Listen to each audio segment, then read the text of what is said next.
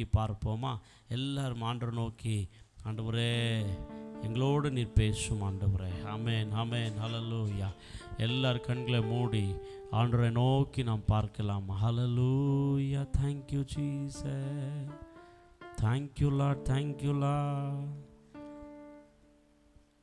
எஜமானனே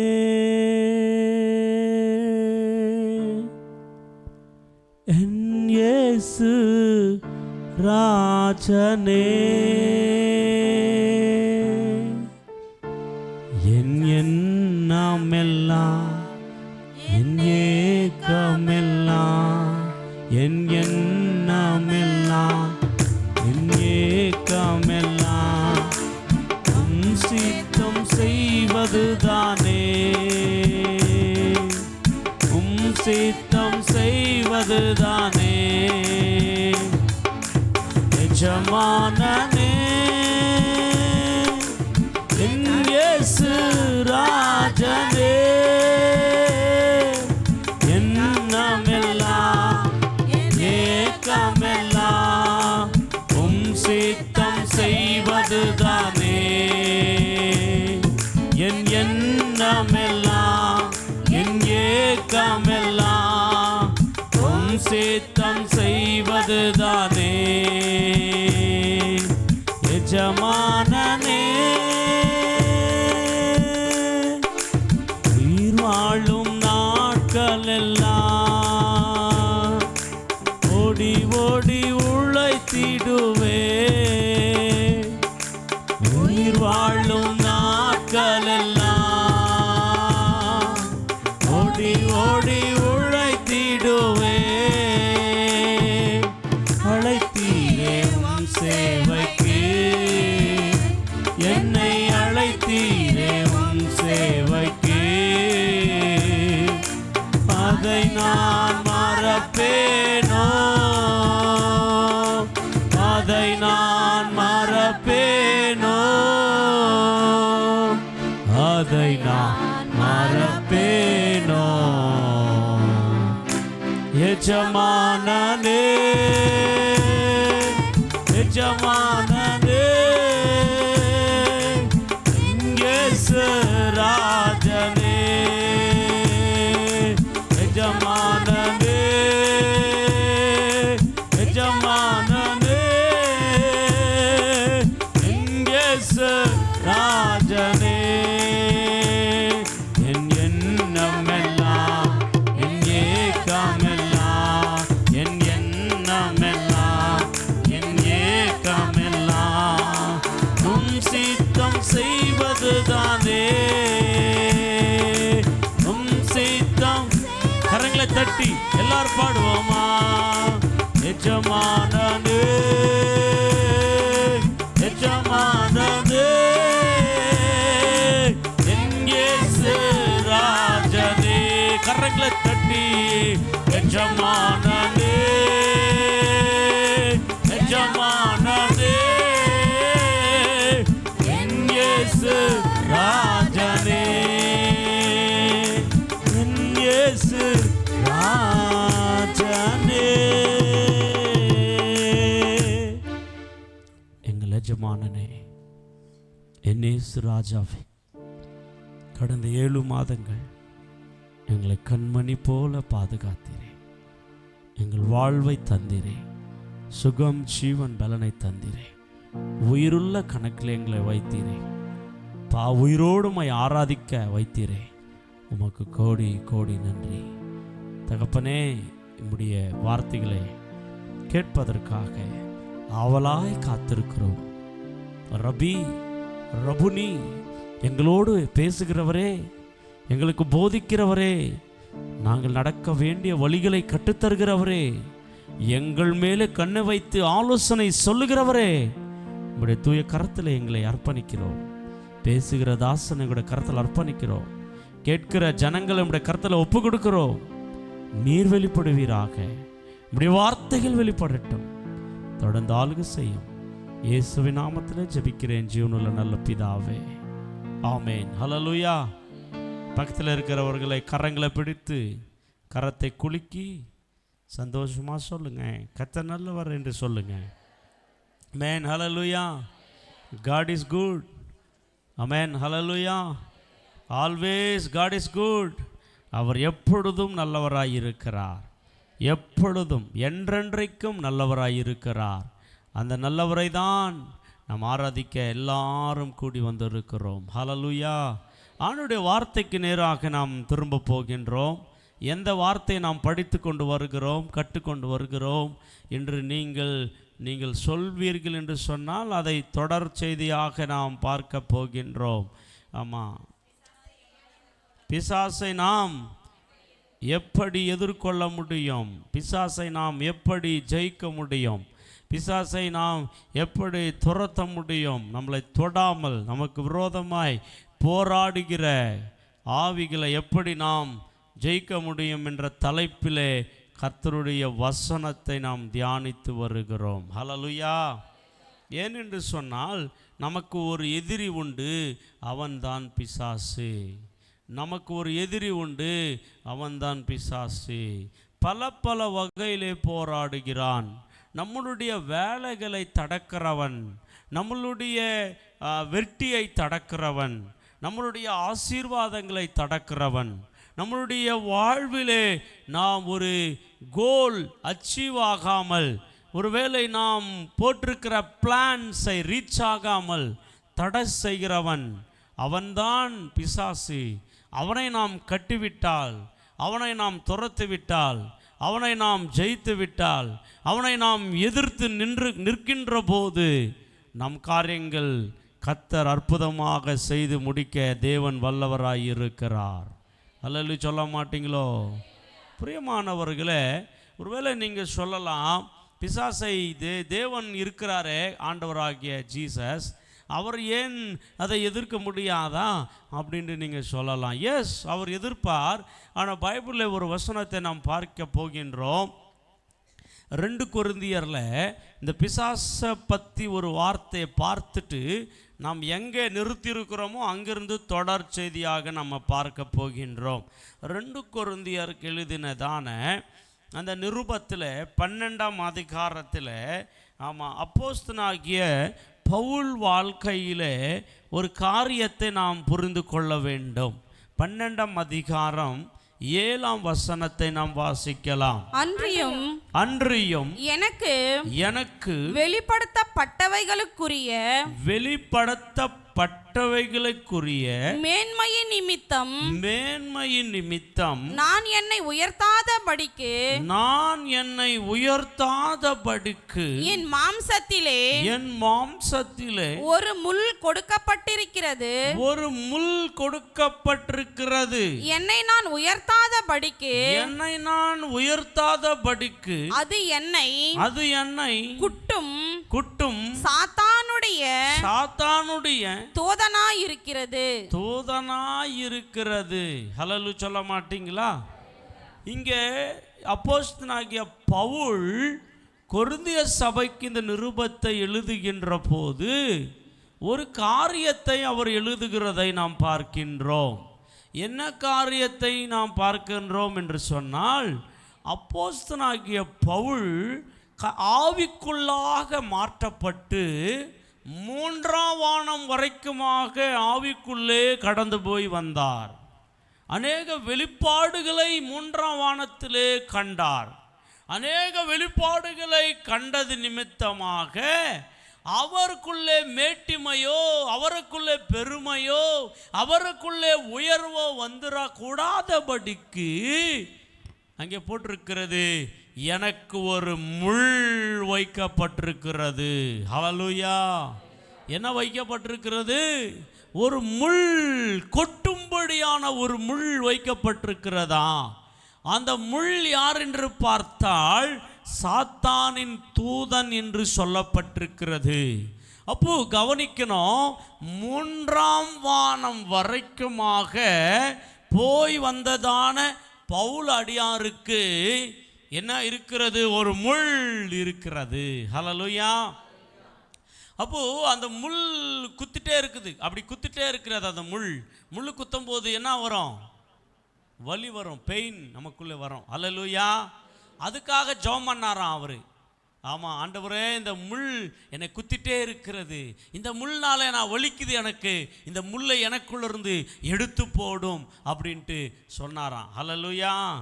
நீங்க அதை பார்க்கின்ற போது அங்கே வாசிக்கலாம் 8ஆம் வசனத்தை. அது என்னை விட்டு நீங்கும்படிக்கு நான் 3 தரம் கர்த்தரிடத்தில் வேண்டிக் கொண்டேன். அதற்கு அவர் என் கிருபை உனக்கு போதும், என் கிருபை உனக்கு போதும், பலவீனத்திலே என் பலன் பூரணமாய் விளங்கும் என்றார். ஆகையால் கிறிஸ்துவின் வல்லமை என் மேல் தங்கும்படி என் பலவீனங்களை குறித்து நான் மிகவும் சந்தோஷமாய் மேன்மை பாராட்டுவேன். ஹல்லேலூயா சொல்ல மாட்டீங்களா? இங்க ஆண்டவர் கொடுத்த ஆன்சர் என்ன? அந்த முள்ளை எடுத்து போடுறேன் அப்படின்னு ஆண்டவர் கொடுக்கல. அதுக்கு மாறாக ஒன்று சொல்லுகிறார், என் கிருபை உனக்கு போதும். ஹல்லேலூயா சொல்ல மாட்டீங்களோ? என்னது போதும்? எதுக்கு அந்த கிருபை? உன் பலவீனத்தில் என் பலன் பூரணமாய் விளங்கும். ஹல்லேலூயா. அதை சொல்லிவிட்டு கிறிஸ்துவின் என்னது வல்லமை சொல்லுங்க. என்னது? எல்லாரும் கை பிடிச்சி பக்கத்தில் பார்த்து சொல்லுங்க. என்னது? கிறிஸ்துவின் வல்லமை யார் மேலே? என் மேலே. சொல்லுங்க, என் மேலே. யார் மேலே வரணும்? எல்லார் மேலே வரணும். 2 காரியங்களை இங்கே குறிப்பிடுகிறார். ஒன்று கிருபை, 2வது வல்லமை. ஆமென். சொல்லுங்க, என்னது? 2 காரியங்களை சொல்லுங்க பக்கத்தில் கை பிடிச்சி. கிருபை, வல்லமை. ஆமென். அது கிறிஸ்துவின் கிருபை, கிறிஸ்துவின் வல்லமை. இந்த 2 நமக்கு இருக்கின்ற போது எத்தனை முள்ளு நம்மளை குத்தினாலும் அந்த கிருபைனாலும் அந்த வல்லமைனாலும் அவைகளை நாம் முறியடிக்க முடிகிறது. இப்போ என்ன சொல்ல வர்றாரு? இந்த பலவீனத்தை எடுத்து போட்டுற மாட்டேன், என்ன பண்ணு, இந்த வல்லமையை கொடுக்குறேன், கிருபையை கொடுக்குறேன், அதனால் நீயே டிஃபென்ஸ் பண்ணணும். ஆமென் சொல்ல மாட்டீங்களோ? ஹல்லேலூயா. நீயே அதை எதிர்க்கணும், நீயே அதில் எக்ஸ்பீரியன்ஸ் ஆகணும், நீயே அதை என்ன பண்ணணும்? துரத்தணும். ஆமென். புரிஞ்சிச்சா இப்போ? ஆமென். இப்போ நம்ம எதுக்காக ஜெபிக்கிறதுனா, ஜெபிச்ச உடனே ஆண்டவர் எடுத்து போட மாட்டார். எடுத்து போகிறதுக்காக ஒரு வழியை காட்டி கொடுக்குறாரு. அதை எடுத்து போடக்கூடிய வல்லமையை கொடுக்குறாரு. அதை எடுத்து போடக்கூடிய கிருபையை உனக்கே கொடுக்குறாரு. அதை வச்சு என்ன பண்ணோம்? டிஃபென்ஸ் பண்ணோம். ஹல்லேலூயா சொல்ல மாட்டீங்களோ? ஹல்லேலூயா சொல்ல மாட்டீங்களா? அதான் சொல்றாரு அப்போஸ்தலனாகிய பவுலுக்கு ஆண்டவர் என்ன கொடுக்குறாரு? என் கிருபை உனக்கு போதும், உன் பலவீனத்திலே என் பலன் பூரணமாய் விளங்கும். ஹல்லேலூயா. கிறிஸ்துவின் வல்லமை என் மேலே இருக்கிறது, அதனாலே நான் சந்தோஷம் அடைகிறேன், அதனாலே நான் மேன்மை பாராட்டுகிறேன், நான் பயப்படுகிறதில்லை. அப்போது இன்றைக்கி ஒரு காரியத்தை நாம் தியானிக்கின்றோம். பிசாசை நம்ம டிஃபென்ஸ் பண்ணுறதுக்கு கடந்த வாரத்தில் விசுவாசத்தில் நாம் உறுதியாக இருக்கணும்ன்று பார்த்தோம். ஹல்லேலூயா. அப்போ இன்றைக்கி நம்ம என்ன பார்த்துனுக்கிறோன்னா வல்லமை. சொல்லுங்கள், என்னது? அம்மா என்ன இருக்கணும் நம்ம மேலே? கிறிஸ்துவின் வல்லமை, பரிசுத்த ஆவியானவருடைய வல்லமை நம்மேல இருக்கின்ற போது நாம் பிசாசை ஈஸியாக எதிர்க்க முடியும். என்ன வல்லமை? கிறிஸ்துவின் வல்லமை. சொல்லுங்க, என்ன வல்லமை? கிறிஸ்துவின் வல்லமை. அந்த வல்லமை தான் கல்லறை ஜெயித்த வல்லமை, அதுதான் மரணத்தை ஜெயித்த வல்லமை, அதுதான் பாதாளத்தை வென்ற வல்லமை. அந்த வல்லமை ஆமென் எனக்கு வேண்டும். அந்த வல்லமை தான் பவுலடியாருக்கு கொடுக்கிறேன் என்று சொன்னார். அந்த வல்லமை தான் சபைக்கு ஆண்டவர் கொடுத்தார். அந்த வல்லமை தான் இன்றைக்கு உனக்கும் எனக்கும் தேவை. அந்த வல்லமை உனக்குள்ளே இல்லாவிட்டால் பிசாசை நம்ம என்ன பண்ண முடியாது? ஜெயிக்க முடியாது. ஹல்லேலூயா சொல்ல மாட்டீங்களோ? அப்போ கடந்த வாரம் நம்ம பார்த்தது என்ன தெரியுமா? நாம் விசுவாசத்தில் உறுதியாக இருக்க வேண்டும். விசுவாசத்தில் நாம் ஸ்ட்ராங்காக இருக்கணும். யார் விசுவாசத்தில் உறுதியாக இருப்பான் என்று சொன்னால், மறுபடியும் பிறந்த அனுபவம் உள்ளவன், மறுபடியும் பிறந்த நியூ பார்ன் அகைன், புதுசாய் பிறக்கணும்னு நிக்கோதேமோடு சொன்னாரு. அப்படி யாரெல்லாம் புதுசாய் பிறக்கிறானோ அவன் உலகத்தை ஜெயிக்கிற வல்லமை அவனுக்குள்ளே வருகிறது. அந்த விசுவாசம் அவனுக்குள்ளே இருக்கிறபடினால, அப்போது புதுசாக பிறந்தவனுக்குள்ளே விசுவாசம் இருக்கும். அந்த விசுவாசத்தில் உறுதியாக இருக்கிறவன் பிசாசை ஜெயிக்க முடியும் என்றது கடந்த வாரத்தினுடைய செய்தி. இப்போ செய்தி என்ன தெரியுமா? பரிசுத்த ஆவியின் வல்லமை பெற வேண்டும். சொல்லுங்க, என்னது? வல்லமை பெற வேண்டும். எல்லாம் பார்க்கலாமா? எல்லாம் ஒவ்வொரு வசனமாய் நாம் தியானிக்கலாம், கடந்து போகலாம். முதலாவது எடுத்துக்கொள்ளுங்க, எபேசியருக்கு எழுதின நிருபம் 6ஆம் அதிகாரம் 10ஆம் வசனம். எபேசியர் 6ஆம் அதிகாரம் 10ஆம் வசனம். கடைசியாக என் சகோதரரே கர்த்தரிலும் அவருடைய சத்துவத்தின் வல்லமையிலும் அவர் சத்துவத்தின் வல்லமையிலும் பலப்படுங்கள். ஹல்லேலூயா. என்னத்தில் பலப்படணும் விசுவாசிகள்? திருச்சபைகள் என்னத்தில் பலப்படணும்? கர்த்தரின் சத்துவத்திலும் அவருடைய வல்லமையிலும் பலப்பட வேண்டும். கர்த்தரின் சத்துவம் என்றால் என்ன? கர்த்தரின் வல்லமை என்றால் என்ன? கர்த்தரின் சத்துவம் என்று சொன்னால் அது வார்த்தையின் மூலமாய் வருகிறது. அந்த சத்துவு, ஹல்லேலூயா சொல்லுங்க. கர்த்தரின் வார்த்தையில் தான் அந்த சத்துவு நமக்கு கிடைக்கிறது. ரெண்டாவது, வல்லமை என்ற வேர்டு நம்ம பார்க்கிறோம். அந்த வல்லமை யார் கொடுக்கிறாங்க? பரிசுத்த ஆவியானவர் கொடுக்கிறார். அந்த வல்லமையை பரிசுத்த ஆவியானவர் நமக்கு தருகிறார். பிரியமானவர்களே, என்ன வல்லமை தருகிறார்? நாம் பிசாசை ஜெயிக்கிற வல்லமை தருகிறார். பாவத்தை ஜெயிக்கிறது வல்லமையை தருகிறார். அந்த வல்லமையை நாம் பெறாவிட்டால், அந்த வல்லமை நமக்குள்ள இல்லாவிட்டால் நாம் உலகத்தையும் ஜெயிக்க முடியாது, நாம் பாவத்தையும் ஜெயிக்க முடியாது, நாம் பிசாசை ஜெயிக்க முடியாது, நமக்கு இருக்கிற தோல்விகளை ஜெயிக்க முடியாது, நமக்கு இருக்கிற பலவீனங்களை ஜெயிக்க முடியாது. அதுக்காக தான் இவைகளை ஜெயிப்பதற்கு ஆண்டவராகிய தேவன் தன் திருச்சபைக்கு அவருடைய வல்லமையை கொடுத்திருக்கிறார். அல்லேலூயா சொல்ல மாட்டீங்களோ? இன்னைக்கு நிறைய மக்கள் அவருடைய சத்துவம் என்ற வார்த்தையிலும் அவர்கள் கவனம் செலுத்துகிறதில்லை. பரிசுத்த ஆவியானவர் கொடுக்கிற வல்லமையிலும் அவர்கள் கவனம் செலுத்துகிறதில்லை. அப்போ விசுவாசிகளுக்குள்ளே வார்த்தை என்ற சத்துவம் இல்லாவிட்டால், பரிசுத்த ஆவியின் வல்லமை இல்லாவிட்டால் அவர்கள் பலவீனம் உள்ளவர்களாய் இருப்பார்கள். அப்படிப்பட்டவர்களை தான் பிசாசு டார்கெட் பண்ணுகிறான். அப்படி பலவீனம் உள்ளவர்களை தான் பிசாசு அவர்களை ஈஸியாக அட்டாக் பண்ணுகிறான். அப்போ இந்த ரெண்டு காரியங்கள் நம்முடைய வாழ்க்கையில தேவைப்படுகிறது. நாம் பிசாசை ஜெயிக்கணும் என்று சொன்னால், பிசாசை நாம் டிபெண்ட் பண்ணணும் சொன்னா, நமக்குள்ள இருக்க வேண்டியது கர்த்தரின் சத்துவமும் கர்த்தரின் வல்லமையும் நமக்கு தேவைப்படுகிறது. எத்தனை பேர் பரிசுத்த ஆவியின் வல்லமையை நீங்கள் ஒவ்வொரு நாளும் உணர்கிறீர்கள்? பரிசுத்த ஆவியானவர் எனக்குள்ள இருக்கிறார், என்னை வழி நடத்துகிறார். இன்று எத்தனை பேர் அந்த பரிசுத்த ஆவியான வல்லமையை ருசிக்கிறீங்க? பிரியமானவங்களே, இன்னைக்கு சபை இன்னைக்கு செத்து போன நிலைமையில காணப்படுகிறது. காரணம் என்ன? வல்லமை இல்லாவிட்டால் அவர்கள் பலவீனமானவர்கள். பிரியமானவர்களே, ஹல்லேலூயா. அப்போ வல்லமை நமக்கு தேவைப்படுகிறது. அது என்ன வல்லமை? பரிசுத்த ஆவியின் வல்லமை. அன்றைக்கு ஜலத்தின் மேல் அசைவாடின ஆவியானவருடைய வல்லமை, அன்றைக்கு மேல் அறையில் இறங்கின பரிசுத்த ஆவியானவருடைய வல்லமை இன்றைக்கு உனக்கும் எனக்கும் சபைக்கும் தேவைப்படுகிறது.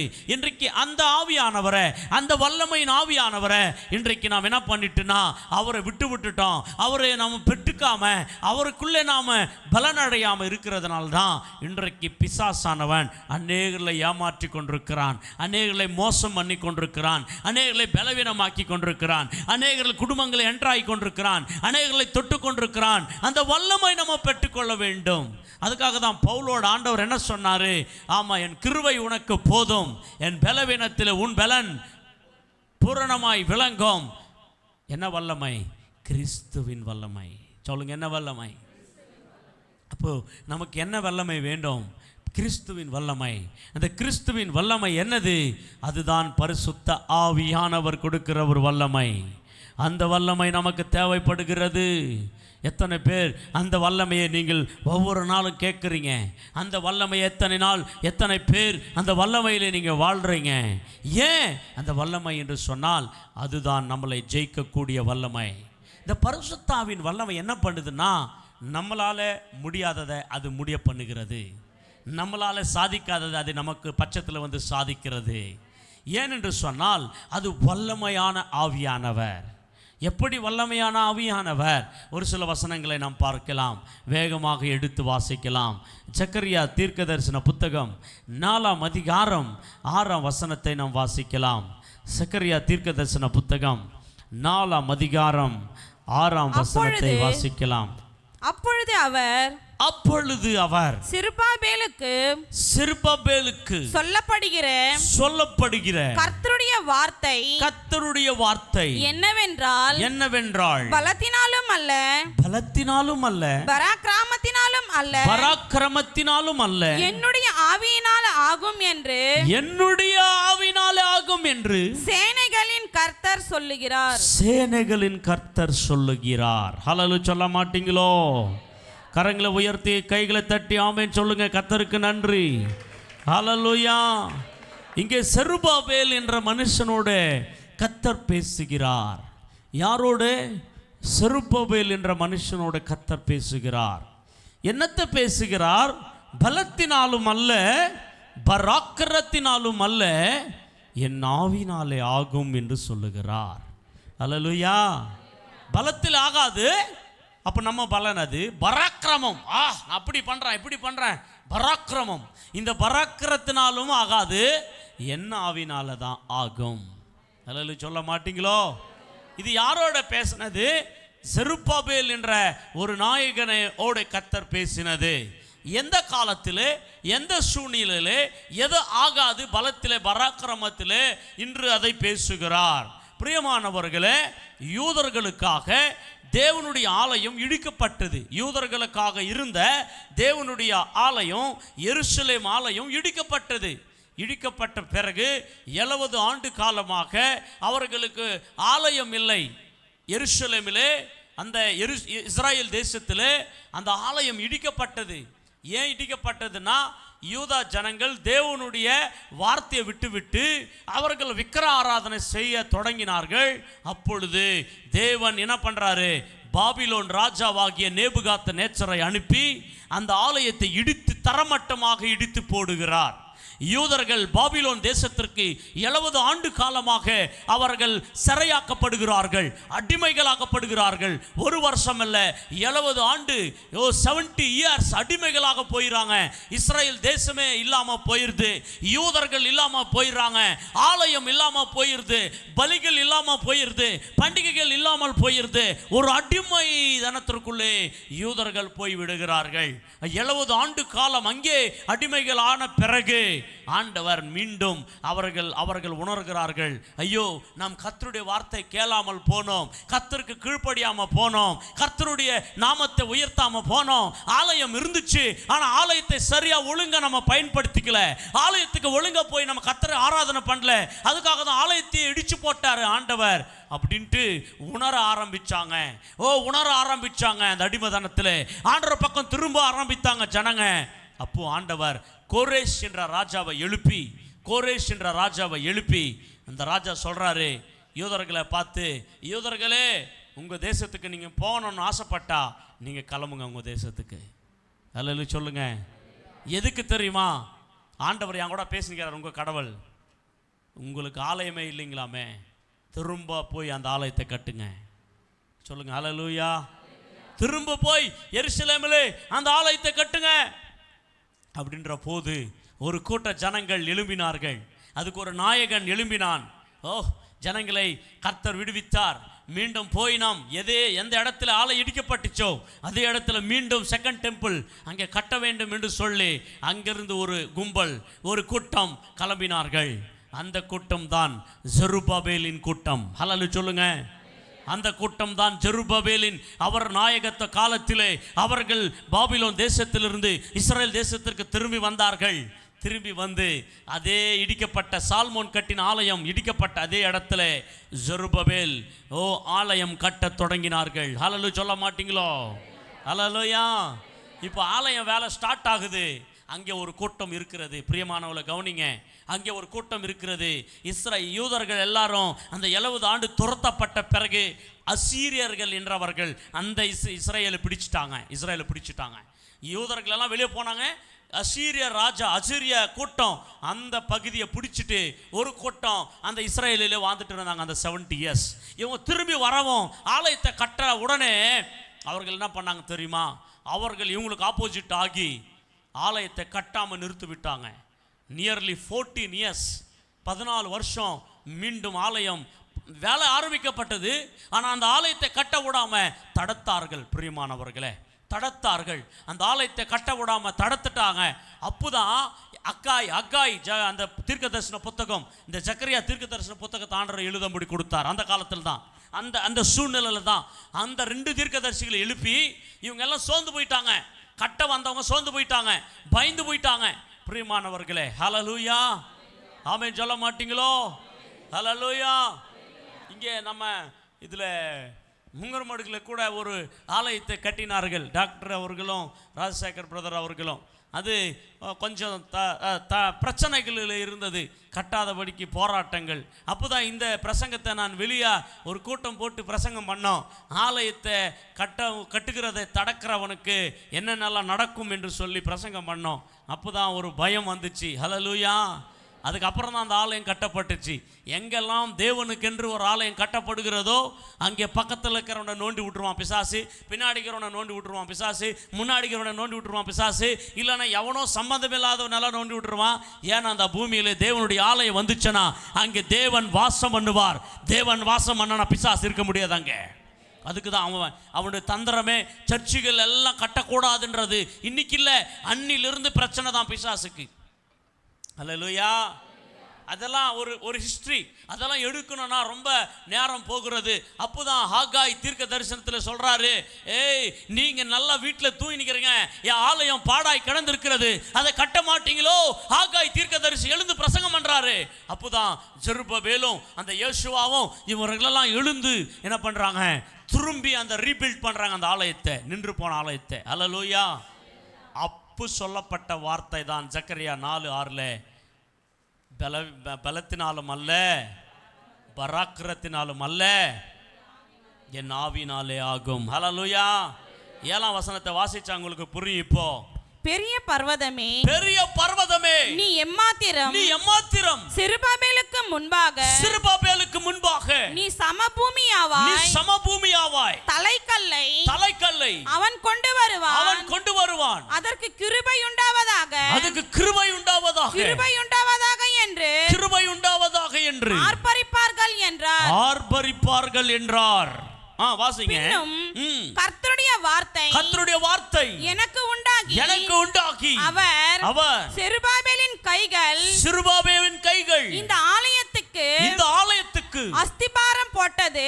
பாத்தீங்களா? இந்த ஆலயத்துக்கு அஸ்திபாரம் போட்டது அவன் கைகளே. இதை முடித்து தீர்க்கும். அதனால் சேனைகளின் கர்த்தர் என்னை உங்களிடத்திற்கு அனுப்பினார் என்று அறிவாய். கைகளை தட்டி ஆமென். ஜெருபாபேலின் கைகளே அதுக்கு அஸ்திபாரம் போடும், ஜெருபாபேலின் கைகளே அதை முடிக்கும். எவன் தடக்கிறான பார்க்கிறேன். ஆமென். ஹல்லேலூயா. அன்றைக்கு இருக்கிற அசீரியர்கள் தடுத்தார்கள். அன்றைக்கு இருக்கிற ராஜாவுக்கு லெட்டர் எழுதிட்டாங்க. ஐயா, உங்களோட உத்தரவு இல்லாம இங்க சர்ச் கட்டுறாங்க, இங்கே தேவனுடைய ஆலயத்தை கட்டுறாங்க. தடக்கப்பட்டுச்சு. ராஜாக்களுக்கு லெட்டர் எல்லாம் எழுதி தடத்திட்டாங்க. ஆனா ஆண்டவர் இறங்குறார். அங்கே ஆண்டவர் இறங்கி என்ன பேசுகிறார்? ஜெருபாபேல் கைகளே அதை தொடங்கும், ஜெருபாபேல் கைகளே அதை முடிக்கும். ஏன் என்று சொன்னால் பலத்தினாலும் ஆகாது, பராக்கிரத்தினாலும் ஆகாது. ஊழியம் கூட அவ்வளவுதான், மினிஸ்ட்ரி கூட அவ்வளவுதான். நம்முடைய ஞானத்தினால் நடத்த முடியாது, கல்வினால நடத்த முடியாது. இந்த ஜீசஸ் பிளெஸிங் மினிஸ்ட்ரி ஆச்சரியமாய் நடப்பதற்கு காரணம் நாங்களா நடத்தல, ஆவியானவர் நடத்துகிறார். பரிசுத்த ஆவியானவர் நடத்துகிறார். வல்லமையின் ஆவியானவர் நடத்துகிறார். அவர் தான் ஒன்னொன்னா கட்டினே வர்றாரு, ஒன்னொன்னா கொடுத்துனே வர்றாரு. அவர் தான். அது எங்கள் பலன் அல்ல, எங்கள் திறமை அல்ல, எங்கள் அறிவு அல்ல, எங்கள் புத்தி அல்ல. ஏனென்றால் அன்றைக்கு செருபாபேல் காலத்திலே ஆலயத்தை கட்டி கொடுத்தவர் ஆவியானவர், வல்லமை ஆவியானவர். எப்போ ஆவியானவர் இறங்கினார் அங்கே அந்த ஒர்க்கில்? வத்தன நிக்கல முன்னாடி கட்டி முடிக்கப்பட்டது. பைபிள் சொல்லுது, முந்தின ஆலயத்தின் மகிமை பார்க்கிலும் பிந்தின ஆலயத்தின் மகிமை பெரிதாயிருக்கும் என்று வேதம் சொல்லுகிறது. பெருசா இருந்துச்சு. சாலமோன் ஆலயத்திலே வந்த மகிமை காட்டிலும் செருபாபேல் காலத்திலே கட்ட மகிமை அவ்வளோ மகிமை இருந்துச்சு. அல்லேலூயா. என்ன சொல்றாரு? என் ஆவியானவர், என் ஆவி உங்க நடுவிலே வரும் என்று சொல்றாரு. ஹகாய் தீர்க்க தரிசன புத்தகம் வாசிங்க, அதில் இருக்கிறது அந்த வசனம். ஹகாய் தீர்க்க தரிசன புத்தகம் 2ஆம் அதிகாரம் 5ஆம் வசனத்தில் இருக்கிறது. இந்த ஹகாயும் இந்த ஜக்கரியாவும் ரெண்டும் சேர்த்து வாசிக்கணும். நீங்கள் 2ஆம் அதிகாரம் 5, நீங்கள் எகிப்திலிருந்து புறப்படுகிற போது நான் உங்களோட உடன்படிக்கை பண்ணின வார்த்தையின்படியே என் ஆவியானவரும் உங்கள் நடுவில் நிலை கொண்டிருப்பார். உங்கள் நடுவில் நிலை கொண்டிருப்பார். பயப்படாதேயுங்கள். ஹல்லேலூயா. ஆமென். ஜக்கரியா அந்த ஹகாய் மூலமா கர்த்தர் பேசுறாரு. அவங்க பயந்துட்டு தான் இருந்தாங்க. அந்த சர்ச் நின்னு போச்சுன்னு பயந்துட்டு தான் இருந்தாங்க. எப்படி கட்டுறது, எப்படி முடிக்க முடியும்? அப்போதான் ஆவியானவர் பேசுறாரு, எகிப்திலிருந்து நீங்க புறப்படுகிற போது நான் எப்படி உங்களோட உடன்படிக்கை பண்ணினேனோ அப்படியே இன்றைக்கும் இருக்கிறேன். நான் உங்கள் நடுவில் என் ஆவியை நான் நிறுத்துகிறேன். நீங்கள் பயப்படாதீர்கள். இந்த 2ஆம் அதிகாரம் 8ஆம் வசனத்தில் நீங்க பார்த்தீங்களா, அப்போதான் சொல்லுகிறது 9ஆம் வசனம், முந்தின ஆலயத்தின் மகிமை பார்க்கிலும் இந்த பிந்தின ஆலயத்தின் மகிமை பெரிதாயிருக்கும் என்று சேனைகளின் கர்த்தர் சொல்லுகிறார். இவ்விடத்திலே சமாதானத்தை கட்டளையிடுவேன் என்று சேனைகளின்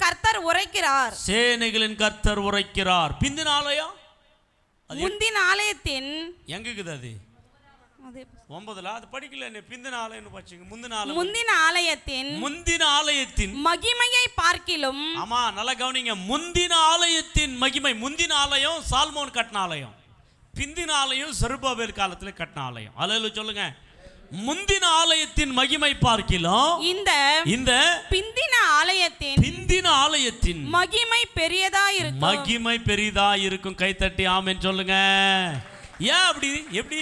சாலமோன் கட்டின ஆலயத்தை காட்டிலும் செருபாபேல் கட்டின ஆலயத்துக்கு ஏன் அவ்வளோ மகிமைன்னு சொன்னா, சாலமோன் கட்டின ஆலயத்தை கட்டும் போது எந்த ஒரு பிரச்சனை இல்லை. அல்லேலூயா. சாலமோன் கட்டின ஆலயத்தில் எந்த ஒரு பிரச்சனை இல்லை. ஏன்னா தாவீது ராஜா எல்லாத்தையும் சேர்த்து வச்சுட்டு போயிருந்தாரு. எல்லாம் பொண்ணு வெள்ளி டன்னா, கொஞ்சம் இல்லை டன்னா. அல்லேலூயா சொல்லுங்க. எல்லாமே சேர்த்து வச்சு போயிருந்தாரு. அதை வச்சு மகன் கட்டிட்டான். அல்லேலூயா சொல்லுங்க. ஆனால் செருபாபேல் காலத்தில் அப்படி அல்ல. போராட்டத்தோடும் பிரச்சனையோடும் தடைகளோடும் அப்படி இருந்துச்சு. மனுஷனுடைய ஞானத்தால் கட்ட முடியல, மனுஷனுடைய பலத்தால் கட்ட முடியல, மனுஷனுடைய அறிவினால் கட்ட முடியல, மனுஷர்கள் எல்லாம் சேர்ந்ததுனால ஒன்றும் பண்ண முடியல, பண பலத்தால் முடியல, அதிகார பலத்தால் முடியல. அப்போ இறங்கினார் ஆவியானவர், அவர் கட்டினார். அதுக்காக தான் முந்தின ஆலயத்தை மகிமை பார்க்கிலும் பிந்தின ஆலயத்துக்கு மகிமை ரொம்ப. ஹல்லேலூயா சொல்லுங்க. அப்போ இந்த ஆலயத்தை தடை செஞ்சவனே தடைகளை உடைப்பதற்காக அந்த காலத்தில் யார் உதவியாக வந்தாங்கன்னா, பரிசுத்த ஆவியானவர். சொல்லுங்க, என்ன ஆவியானவர்? ஆமென். ஹல்லேலூயா. அந்த பரிசுத்த ஆவியானவருடைய உதவினாலே, பரிசுத்த ஆவியானவருடைய ஒத்தாசைனாலே செருபாபேல் அந்த ஆலயத்தை கட்டி பிரம்மாண்டமாக முடித்தார்கள். அப்போ அங்கே உதவி செஞ்சது யாருன்னா, பரிசுத்த ஆவியானவர். ஹல்லேலூயா சொல்லுங்க. அப்போ அந்த ஆவியானவர் உங்களுடைய வாழ்க்கையில் கூட நீங்கள் அநேக வகைகளை கட்டணும்னு பார்க்குறீங்க, கட்ட முடியாமல் இருக்குதா? வாங்கணும்னு பார்க்குறீங்க, வாங்க முடியாமல் இருக்குதா? உங்களுக்கு துணையாக ஆவியானவர் வரும்போது உங்கள் கரங்களை பலப்படுத்துகிறார், உங்கள் கால்களை பலப்படுத்துகிறார், உங்களுடைய வேலைகளிலே கர்த்தர் பலப்படுத்துகிறார். அப்போது எல்லாரும் கூப்பிடுங்க, ஆவியானவரே எங்களோட கூட இருங்க, ஆவியானவரே எங்களை வழி நடத்துங்க. ஆமென். இந்த ஆவியானுடைய பலன் யாருக்கு தேவைப்படுதோ அவங்களுடைய வாழ்க்கையில் நடக்க வர்றது காரியம் என்ன தெரியுமா? தடைகளை உடைத்து, தடைகளுக்கு மத்தியில் கர்த்தர் தலையை உயர்த்தி நிமிர பண்ணுகிறார். அன்னைக்கு யூதர்களை கட்ட முடியாத ஆலயத்தை கட்டி கொடுத்தவர் ஆவியானவர். அவருடைய மகிமை ஆலயத்தில் இறங்கினது. அவன் சொல்ல மாட்டீங்களோ? அப்போது நம்முடைய வாழ்க்கையில் என்ன இருக்கணும்னா, ஆவியானவர். சொல்லுங்க, என்னது? வல்லமையின் ஆவியானவர். சொல்லுங்க, என்னது? வல்லமையின் ஆவியானவர். ஹல்லேலூயா. 2ஆம் வசனத்தை நாம் பார்க்கலாம். புதிய ஏற்பாடில் வரலாம். இப்போ பிரியமானவர்களே, 2 கொரிந்தியர் 3ஆம் அதிகாரம் 17ஆம் வசனத்தை வாசிக்கலாம். 2 கொரிந்தியர் 3ஆம் அதிகாரம். கர்த்தரே ஆவியானவர் கர்த்தருடைய ஆவி எங்கேயோ அங்கே விடுதலையும் உண்டு. அங்கே என்ன உண்டு? விடுதலையும் உண்டு. ஹல்லேலூயா சொல்லுங்க. கர்த்தரே ஆவியானவர் யாருக்குள்ளே இருப்பாரோ, ஆவியானவர் எந்த சபையில் இருப்பாரோ, ஆவியானவர் எந்த வீட்டில் இருப்பாரோ, ஆவியானவர் எங்கே இடம் இருக்கிறதோ அங்கே விடுதலையும் உண்டு. அங்கே ஒருவனும் கட்ட முடியாது, மாந்திரிகங்கள் கட்ட முடியாது, சூனிய கட்டுகளால் கட்ட முடியாது, பிசாசு அவளை கட்ட முடியாது, அவருடைய வியாபாரத்தை கட்ட முடியாது, அவருடைய குடும்பத்தை தொழிலை கட்ட முடியாது, அவர்கள் செய்கிறதற்கு விரோதமாக எந்த பில்லிய சூனிய கட்டுகள் கட்ட முடியாது. ஏனென்றால் அங்கே யார் இருக்கிறார்? ஆவியானவர் இருக்கிறார். கர்த்தரே ஆவியானவர் எங்கே உண்டோ அங்கே என்ன உண்டு? சொல்லுங்க எல்லாரும். விடுதலை உண்டு. ஹல்லேலூயா சொல்லுங்க. ஆவியானவர் இல்லாவிட்டால் அங்கே விடுதலை கிடையாது. இன்னைக்கு நிறைய பேர் கட்டப்படுகிறார்கள். காரணம், விபச்சாரத்தில் கட்டப்படுகிறார்கள், குடியில கட்டப்படுகிறார்கள், ட்ரக்ஸில் கட்டப்படுகிறார்கள், அநேக விதமான பாவ காரியங்களிலே கட்டப்படுகிறார்கள். காரணம் என்ன? ஆவியானவர் உனக்குள்ள இருந்தால் கட்ட முடியாது எதுவுமே. உன்னை கட்டுகளை உடைக்கிற ஆவியானவர், நுகங்களை நசக்கிற ஆவியானவர், பிள்ளை சூன்யங்களை எரிக்கிற ஆவியானவர். இந்த ஆவியானவர் யாருக்குள்ள இருக்கிறாரோ அங்கே பெரிய விடுதலை. விடுதலை என்று சொன்னால் ஃப்ரீடம். ஆமென் சொல்லுங்க. விடுதலை என்று சொன்னால் ஃப்ரீடம். இன்னைக்கு நிறைய பேருடைய வாழ்க்கையிலே ஃப்ரீடம் இல்லை. ஃப்ரீடம் என்றால் சுதந்திரம். ஒரு சுதந்திர வாழ்க்கை கிடையாது. அநேகர்கள் யாரோ ஒருவர் என்ன பண்ணுறாங்க? கட்டி கண்ட்ரோல் பண்ணி நடத்துகிறாங்க. அந்த கட்டுக்குள்ளே வாழ்கிறார்கள். சுதந்திரமாக இல்லை. அதனால் ஜெபிக்க முடியாது, அதனால் வேத வாசிக்க முடியாது, ஆண்டவரோட உருவாட முடியாது, பரிசுத்தமாய் வாழ முடியாது. ஏனென்றால் ஒரு பாவம் உன்னை கண்ட்ரோல் பண்ணிட்டுச்சுன்னா உன்னை சுதந்திரம் கிடையாது. ஒரு குடி இல்லைன்னா ஒரு பாவ காரியங்கள் உன்னையே கண்ட்ரோல் பண்ணி கொண்டு இருந்துச்சுன்னா நீ கர்த்தருக்கு பிரியமாக வாழ முடியாது. உன்னை கண்ட்ரோல் பண்ண வேண்டியது, உன்னை வழி நடத்த வேண்டியது, உன்னை லீட் பண்ண வேண்டியது பரிசுத்த ஆவியானவர். சொல்லுங்க, என்ன ஆவியானவர்? பரிசுத்த ஆவியானவர். அப்போ இந்த பரிசுத்த ஆவியானவர் நமக்கு என்னத்தை கொடுக்கிறாராம்? பலத்தை கொடுக்கிறார். சொல்லுங்க, என்னத்தை கொடுக்கிறார்? விடுதலை கொடுக்கிறார். நம்மளை தைரியப்படுத்துகிறார். நமக்குள்ளே இருக்கிற பயத்தை நீக்கி போடுகிறார். நமக்குள்ள விசுவாசத்தை உறுதிப்படுத்துகிறார். நம்மளை இன்னும் ஸ்ட்ரென்தனாய் மாற்றுகிறார். இந்த ஆவியானவர் உனக்கும் எனக்கும் தேவை. அல்லேலூயா. இந்த ஆவியானவர் இல்லாமல் நிறைய சபைகள் இன்றைக்கு அழுது கொண்டிருக்கிறது. இந்த ஆவியானவர் இல்லாமல் பிசாசால அவர்கள் தோற்கடிக்கப்பட்டு கொண்டிருக்கிறார்கள். இந்த ஆவியானவருக்கு தூரமாய் வைத்திருக்கிறார்கள். அவங்க சபையில் ஆவியானவர் பற்றியே பேச மாட்டாங்க. ஆவியானவரை கிடையாதுன்னு சொல்லிட்டு தூரம் வச்சிடுறாங்க. ஆவியானவர் இன்னைக்கு சபைக்கு தேவை. ஆவியானவர் தான் சர்ச்சையை ஆரம்பித்தது.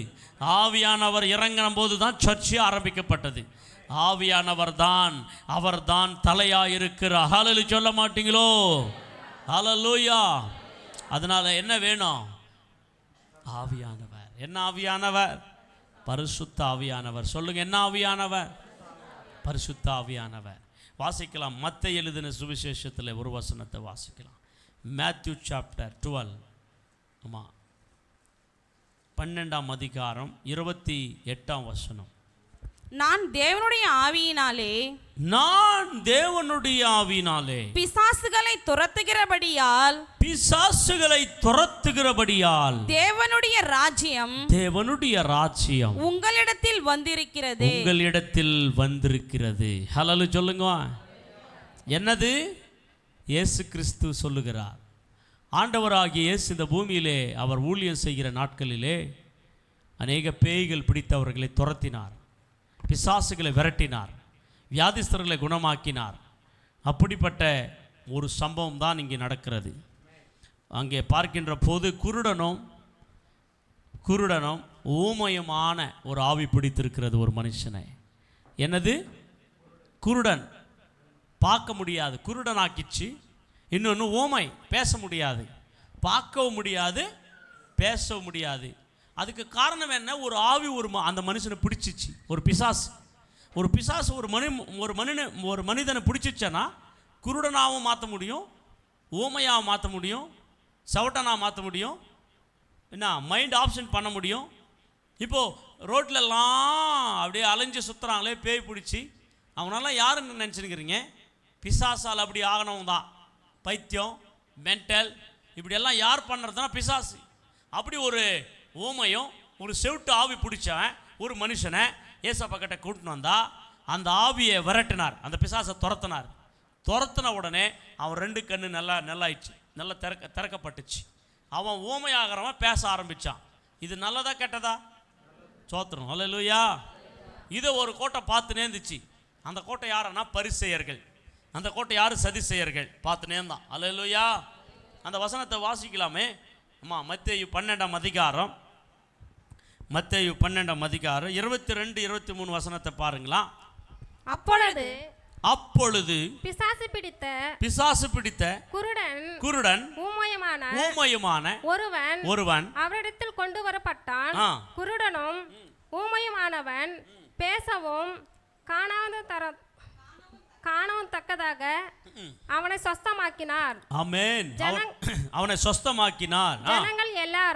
ஜனங்கள் எல்லாரும் ஆச்சரியப்பட்டு தாவீதின் குமாரன் இவன்தானோ என்றார்கள். பரிசேயர் அதை கேட்டு இவன் பிசாசுகளை தலைவனாகிய பெயல்செபூலின் பிசாசுகளை துரத்துகிறவனான் அல்லாமல் மற்றபடியால் என்றார்கள். ஹல்லேலூயா சொல்லுங்க. இப்போ இங்க என்ன ஆவி பிடிச்சிருந்துச்சு? ஊமையும் குருட ஆவி. அது ஊமை ஆக்கிச்சு, குருடன் ஆக்கிச்சு. ஏசப்பா என்ன பண்ணாரு? அந்த ஆவியை விரட்டினாரு. விரட்டின உடனே அந்த ஆவி வெளியே போச்சு. போன உடனே அவன் கண்கள் திறக்கப்பட்டுச்சு, அவன் பேச ஆரம்பித்தான். ஆண்டவர் அற்புதம் தானே செஞ்சார். ஆண்டவரை மகிமைப்படுத்தினாங்க ஜனங்கள். அப்பா ஏசப்பா அற்புதம் செஞ்சார், இந்த மகனுக்கு வாழ்வை கொடுத்தாருன்னு மகிமைப்படுத்தினிருந்தா இன்னொரு கூட்டம் இருக்குது, பரிசேய கூட்டம். ஆமென், அல்லேலூயா. இந்த பரிசேய கூட்டம் என்ன சொல்லிக்குதுன்னா, இந்த ஆண்டவராகிய இயேசு பெயல்செபூனால தான் பிசாசை விரட்டினா அப்படின்ட்டு ஏசப்பாவுக்கு விரோதமாக பேசுகிறார்கள். ஹல்லேலூயா சொல்லுங்க. நல்லா கவனிங்க பிரியமானவர்களே. பிசாசை விரட்டுகிறது, பிசாசை துரத்துகிறது ஊழியத்தில் அது ஒரு பார்ட்டாய் காணப்படுகிறது. புரிஞ்சுச்சா? இன்னைக்கு பிசாசே இல்லைன்னு பேசுகிறான் நிறைய பேர். ஆமென். அப்போ ஏசப்பா துரத்துந்து பொய்யா? அப்போ சொல்லுங்க பிரதர். ஹல்லேலூயா. ஏசப்பா என்ன பண்ணாரு? பிசாசை துரத்தினாரு. அதிகாரத்தை கூட சீசர்களுக்கு கொடுக்கின்ற போது நீங்கள் பேய்களை துரத்துங்கள் என்று அதிகாரம் கொடுத்து அனுப்பினாரு. எதுக்கு துரத்தணும்னா, ஆண்டவருடைய ராஜ்யத்துக்கும் தேவ ராஜ்யத்தின் பிள்ளைகளாக மாறாதபடிக்கும் ஜனங்களை இழுத்துனுங்கிறது, பாவத்தில் தளர்றது, பாவ உணர்ச்சிகளை கொடுக்கறது, கெட்ட எண்ணங்களை கொடுக்கறது, கெட்ட சிந்தனைகளை கொடுக்கறது, குடும்பங்களை சண்டைகளை வைக்கிறது, குடும்பங்களை மிஸ் அண்டர்ஸ்டாண்டிங் பண்ணிக்க வைக்கிறது, தற்கொலைக்கு நடத்துறது, இப்படி பல பல காரியங்கள் எல்லாம் செஞ்சு பிசாசுகள் தான். இந்த பிசாசை துரத்தினா ஜனங்க விடுதலை ஆவாங்க. ஜனங்க விடுதலை ஆவனா தேவராஜ்யத்தின் பிள்ளைகளாய் மாறுவாங்க. அல்லேலூயா சொல்லுங்க. இப்போ இவன் பிசாசின் கையில் இருக்கிறான். ஏசப்பா அற்புதம் செஞ்சாரு. அற்புதம் செஞ்ச உடனே வேற பரிசேயனெல்லாம் பேசுகிறான். இன்னைக்கு நிறைய பேய் துரத்தாத பாஸ்டர்ஸுங்கெல்லாம், பேய் துரத்த முடியாத பாஸ்டர்ஸ் எல்லாம் பேய் துரத்தோன்னா பார்த்துன்னு ஏசப்பா எப்படி தூஷணம் பண்ணாங்களோ அப்படி பேசின்னு உக்காந்துக்கிற முட்டாளுங்க. சோத்திரம். ஹல்லேலூயா, ஹல்லேலூயா, ஆமென், ஹல்லேலூயா சொல்லுங்க. ஏசப்பா பேய் துரத்துனதுனால எப்படி ஏசப்பாக்கு விரோதமாக பேசினாங்களோ இன்னைக்கு பேயை வரட்டுற பாஸ்டர்ஸுங்க இருக்கிறாங்க நிறைய. அந்த கிருபையை ஆண்டவராகிய தேவன் கொடுத்துக்கிறாரு. ஆனால் அவங்க துரத்துறது வேற ஆவினால துரத்துறாங்களா? அதுக்கு ஏசப்பா என்ன சொன்னார்? 28 தேவனுடைய ஆவினால் தான் பிசாசே போகும். அல்லேலூயா சொல்லுங்க. என்ன ஆவி சொல்லுங்க. 28ஆம் வசனத்தை பார்த்தீங்களா எல்லாரும்?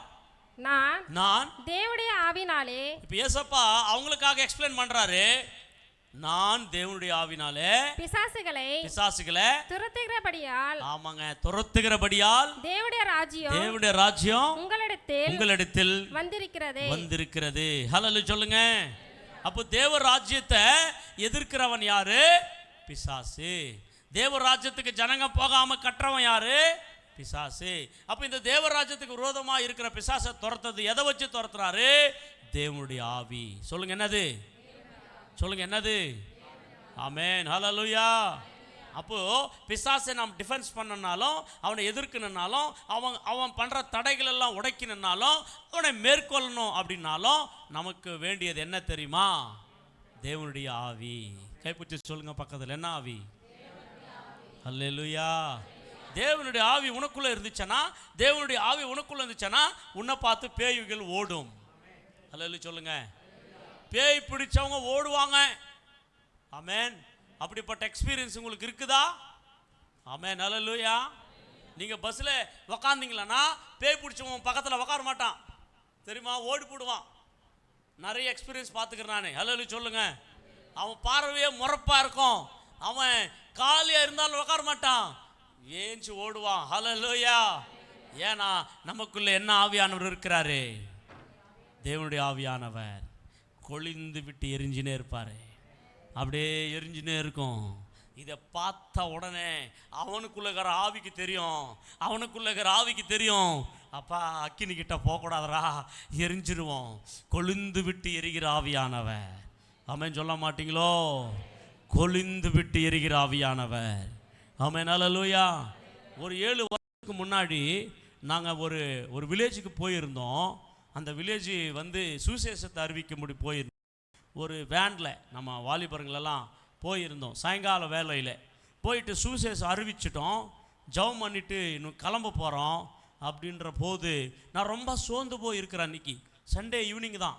ஆமாம், அந்த சுவிசேஷ கூட்டத்தை வீதியில் தான் ஒரு சின்ன ஸ்ட்ராஞ்சரில் நாங்கள் பிரசங்கம் பண்ணிட்டு திரும்ப போகிறோம். அப்போது ஜெபிக்கிறதுக்கு ஒரு சிலர் வந்தாங்க. நான் ஜெபிக்கிறதுக்கு எனக்கு இஷ்டம் இல்லை, ஏன்னா ரொம்ப சோர்வாக இருக்கிறேன்.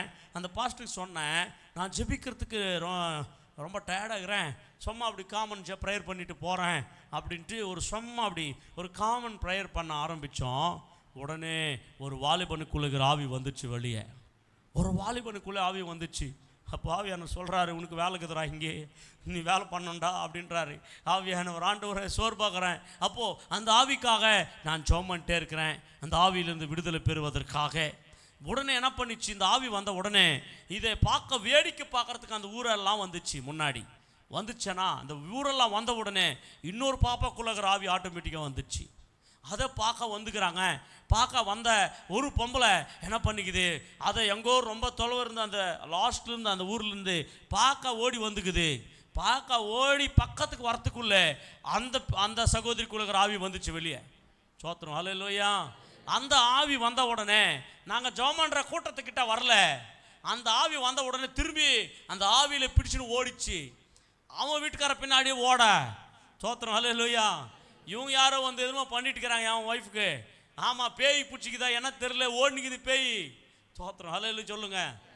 அந்த ஊர் பெருமனுஷன் எல்லாம் வந்துட்டு இவங்க ஏதோ பண்ணிட்டாங்க எங்கள் ஊரை, ஹல்லேலூயா அப்படின்னு எல்லாம் பயந்து போய் நம்ம பசங்களை மிரட்டவும், போலீஸ் கம்ப்ளைண்ட் கொடுக்கலாம் பதுக்கன்னு சொல்லவும்.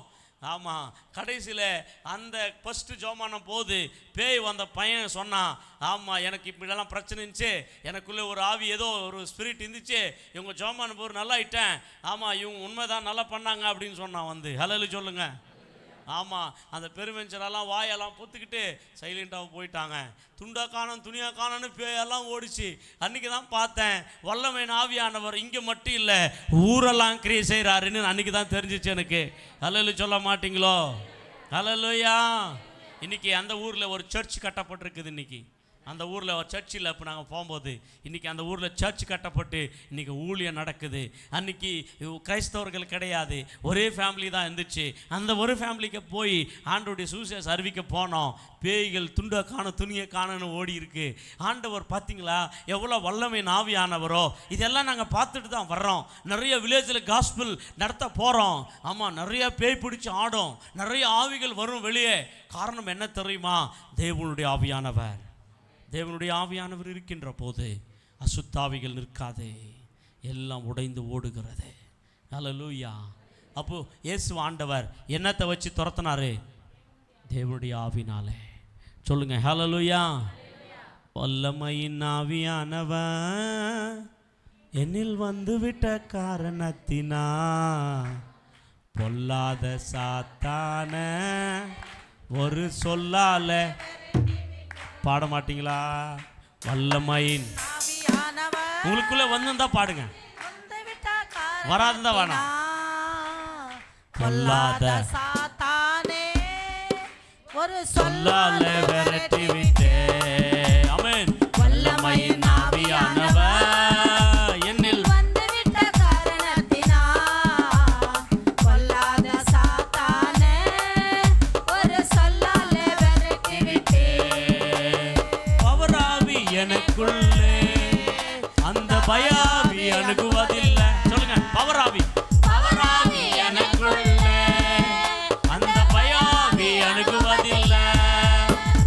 அன்பினாவி எனக்குள்ளே நான் நகட்டு விட்டேன் கசப்புகளை. அன்பினாவி எனக்குள்ளே நான் நகட்டு விட்டேன் கசப்புகளை. வல்லமையின் பாடுங்க எல்லாரும். கை தட்டி வல்லமையின் ஆவியானவர் எனக்குள்ள இருக்கிறாரு. கை தட்டி எல்லாரும் பாடுங்க. ஒரு சொல்லால விரட்டி விட்டே. வல்லமையின் பாட மாட்டீங்களே? பாடுங்க, வாய் திறந்து.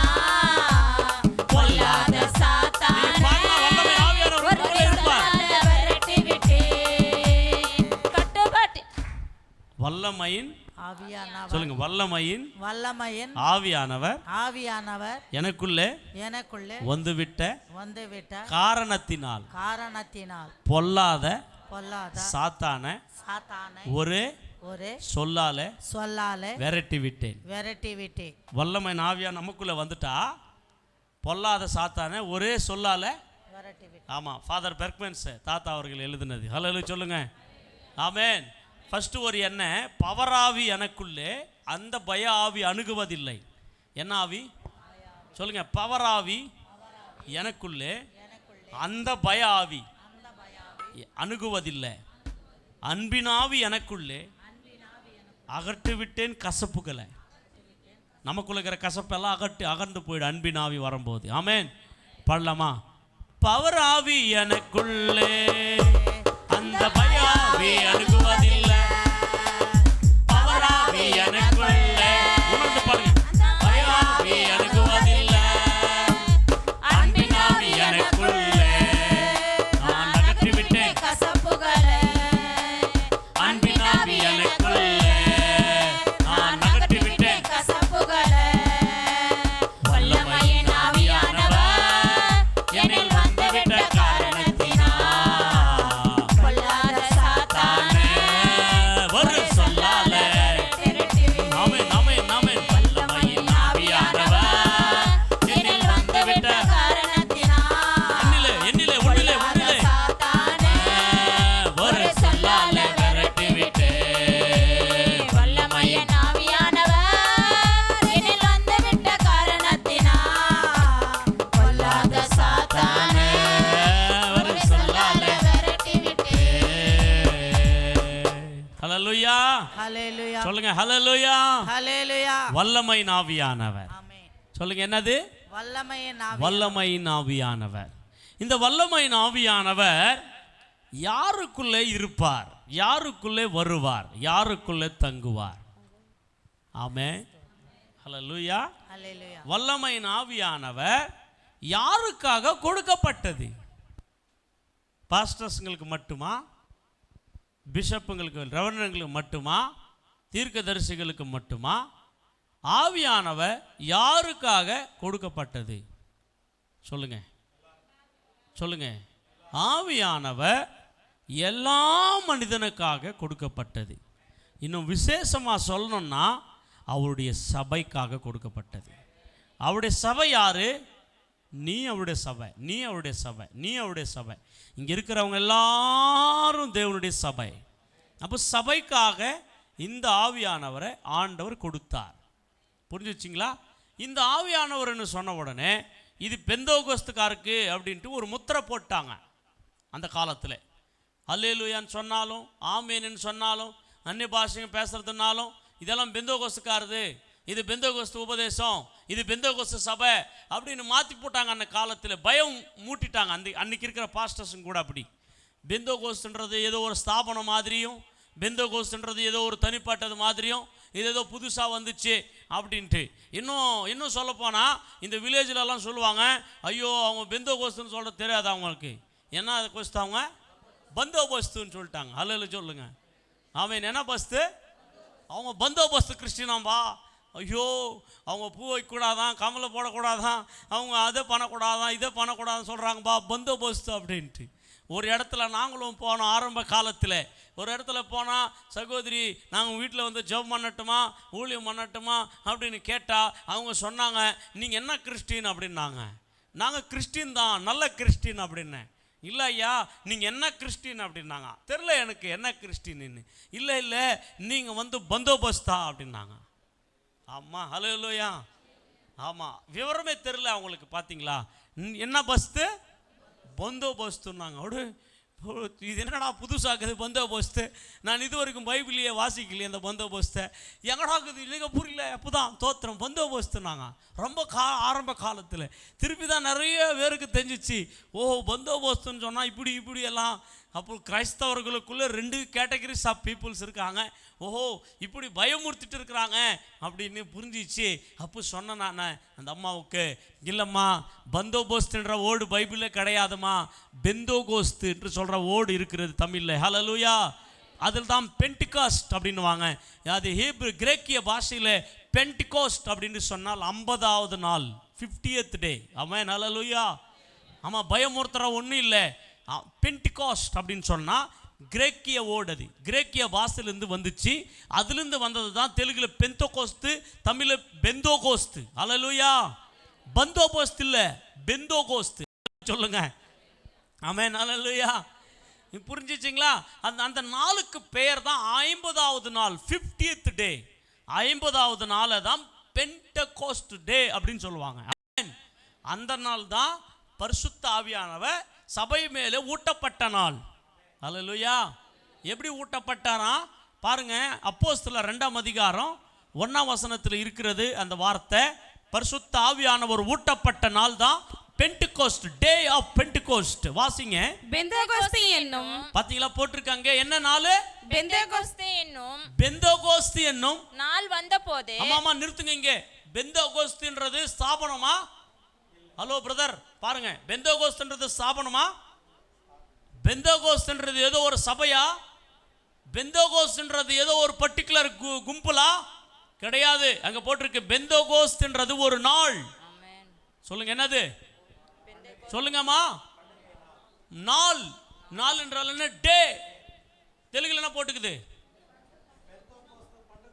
தினமொன்று, தினமோ ஒரு நாள். அந்த நாளுக்கு பெயர் தான் பெந்தகோஸ்ட். ஹல்லேலூயா சொல்லுங்க. அந்த பெந்தகோஸ்ட் என்ற நாள் ஒரு பண்டிகை நாள், யூதர்களின் பண்டிகை. ஹல்லேலூயா. 50வது நாள். 50வது நாள் எப்படி கணக்கிடுவாங்க?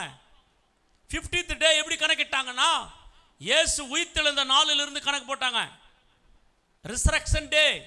இயேசு மரணத்தை ஜெயித்து பாதாளத்தை வென்று அவர் உயிரோட எழுந்தினார் பாருங்க. உயிரோடு எழுப்பினார் பாருங்க அந்த சண்டே. அதுதான், அதுக்கு தான் நம்ம இன்னைக்கு ரிசரக்ஷன் டே. அந்த உயிரோடு எழும்பின மறுநாள் மண்டேலிருந்து அப்படியே கணக்கு போட்டாங்க. 7 வீக். ஹல்லேலூயா சொல்லுங்க. அம்மா 7 into 7 49. ஹல்லேலூயா. 7 into 7 எவ்வளோ? 49. 49th டேக்கு அப்புறம் இன்னொரு நாள் வரும். அந்த நாள் தான் 50th டே, மறுநாள். 49வது நாளுக்கு மறுநாள் வேதத்தில் இருக்கிறது. வாசிக்கலாம் அந்த வசனத்தையும் கூட. லேவியர் ஆகம் 23ஆம் அதிகாரத்தில். ஆமென். வீக்ஸ் ஆஃப் பீஸ்ட் அப்படின்னு சொல்லுவாங்க. வாரத்தின் பண்டிகை நாள், வாரங்களின் பண்டிகை. ஆமா, லேவியர் ஆகம் 23ஆம் அதிகாரம் நீங்கள் எடுத்துக்கொள்ளுங்கள். 15ஆம் வசனத்தை வாசியுங்கள். நீங்கள் அசைவாட்டும் கதிர்கட்டை கொண்டு வரும் ஓய்வு நாளுக்கு மறுநாள் முதற்கொண்டு எண்ண துவக்கி 7 வாரங்கள் நிறைவேறின பின்பு 7ஆம் ஓய்வு நாளுக்கு மறுநாளாகிய 50ஆம் நாள் மட்டும் 50ஆம் நாள் மட்டும் எண்ணி கர்த்தருக்கு எத்தனை நாள் மட்டும் எண்ணி 50ஆம் நாள் மட்டும். ஹல்லேலூயா சொல்லுங்க. அதுதான் பெந்தெகோஸ்து டே. புரிஞ்சுச்சிங்களா? இயேசு உயிர்த்தெழுந்தது எப்போ, எந்த நாள் சொல்லுங்க? சண்டே. ஹல்லேலூயா சொல்லுங்க. இயேசு உயிர்த்தெழுந்தது எப்போ? சண்டே. ஹல்லேலூயா. ஞாயிற்றுக்கிழமை இயேசு மரணத்தை ஜெயித்து உயிர்த்தெழுந்தார். அப்போ ஓய்வு நாளுக்கு மறுநாள் என்றால் ஞாயிற்றுக்கிழமை. அந்த ஞாயிற்றுக்கிழமை தொடங்கி இன்னொரு 7ஆம் ஓய்வு நாள் வரைக்கும் அந்த ஓய்வு நாள் மறுதினம் தான் இன்னொரு ஞாயிற்றுக்கிழமை. இயேசு உயிர்த்தெழுந்ததும் ஞாயிற்றுக்கிழமை, பரிசுத்த ஆவியானவர் இறங்கினதும் ஞாயிற்றுக்கிழமை. ஹல்லேலூயா சொல்ல மாட்டீங்களோ? ஹல்லேலூயா.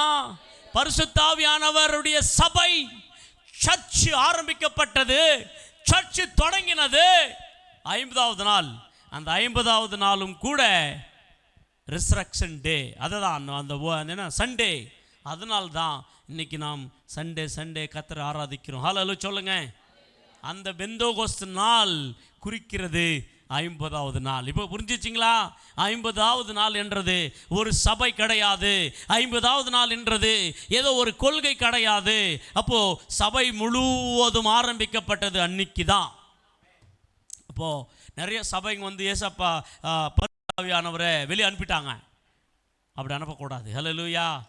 பரிசுத்த ஆவியானவர் இல்லைன்னா அது சபை கிடையாது. பரிசுத்த ஆவியானவர் இல்லைன்னா அது ஊழியம் கிடையாது. பரிசுத்த ஆவியானவர் இல்லைன்னா பரலோகத்துக்கு கொண்டு போக முடியாது. புரிஞ்சுக்கங்க. பரிசுத்த ஆவியானவர் கொடுக்கப்பட்ட நோக்கம் இருக்கிறது. பரிசுத்த ஆவியானவர் இயேசுவின் வருகைக்காக நம்மளை ஆயத்தப்படுத்தும்படி பரிசுத்த ஆவியானவர் கொடுக்கப்பட்டது. இயேசு கிறிஸ்துவின் சொரூபத்துக்குள்ளே நம்மளை மாற்றும்படி, பரிசுத்த ஆவியானவர் நம்மளை உருவாக்கும்படி, பரிசுத்த ஆவியானவர் நம்மளை பலப்படுத்தும்படி கொடுக்கப்பட்டார். அந்த வல்லமை ஆவியானவர் அன்னைக்கு சபைக்குள்ளே இறங்கினது. ஹல்லேலூயா சொல்ல மாட்டீங்களோ? சொல்லுங்க. அன்னைக்கு இறங்கினது. அன்னிலிருந்து இன்ன வரைக்கும் பரிசுத்த ஆவியானவர் சபைகளுக்குள்ளே வாசம் பண்ண வேண்டும். சபைகளை நடத்துகிறவர் ஆவியானவர். இந்த ஆவியானவர் ஒவ்வொரு பிலீவர்ஸ்குள்ளே வரணும், ஒவ்வொரு பிலீவர்ஸ்குள்ளே இருக்கணும். அங்கே அந்த பெந்தெகோஸ்து நாளிலே என்ன நடந்தது? எல்லார் மேலே ஆவியானவர் இறங்கினார். சொல்லுங்க. எல்லார் மேலே என்னது? ஆவியானவர் இறங்கினார். அந்த வசனத்தை மட்டும் வாசிக்கலாம். அப்போஸ்தலர் 2ஆம் அதிகாரம் திரும்பி அந்த வசனத்தை கண்டினியூ பண்ணுங்க வேகமாக.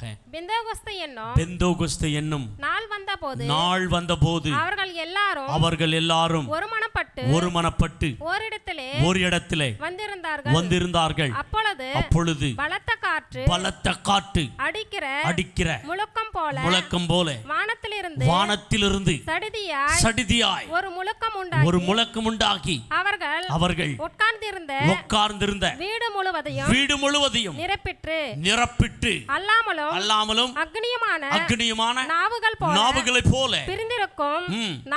பிரிந்திருக்கிற நாவுகள் அவர்களுக்கு காணப்பட்டது.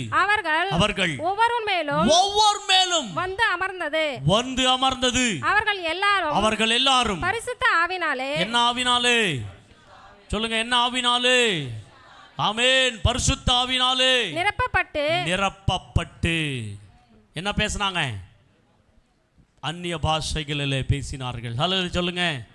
என்ன ஆவியில நிரப்பப்பட்டு சொல்லுங்க? என்ன ஆவியில நிரப்பப்பட்டு? பரிசுத்த ஆவியினாலே. ஒரு மனுஷன் பரிசுத்த ஆவியில நிரப்பப்பட்டாதான் அவனுக்குள்ளே பாஷைகள் வரும். பரிசுத்த ஆவி இல்லாமல் பாஷைகள் வராது. ஆமென். ஹல்லேலூயா.